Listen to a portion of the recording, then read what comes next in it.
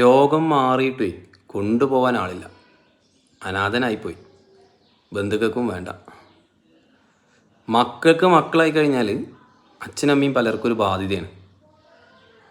നമ്മുടെ നാട്ടിൽ അനാഥാലയം കൂടി വരുന്നതുകൊണ്ടാണല്ലോ. 1 2 അല്ലേ 5 മക്കളുള്ളവർ വരെ ഈ കൂട്ടത്തിലുണ്ട്. പക്ഷെ എന്ത് ചെയ്യും? ഒരു മകൻ പോലും തിരിഞ്ഞു നോക്കില്ല. ബാധ്യതയാണ് അച്ഛനമ്മയും. പണ്ട് പറഞ്ഞ പോലെ എല്ലാ പച്ചപ്ലാവിലെയും ഒരു ദിവസം പഴുക്കും. മക്കളൊക്കെ ഉണ്ടോ വെച്ചാ? ഉണ്ട്. എത്ര പേരുണ്ട്? 5 ആൺപിള്ളേര്. 5 മക്കളുണ്ടായിട്ട് ഈ 5 മക്കൾക്കും അച്ഛനെ വേണ്ട.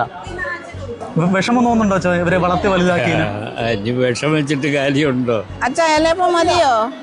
ഒന്നുകൂടെ തരട്ടെ? മക്കളൊക്കെ ഉണ്ടോ? ഇല്ല.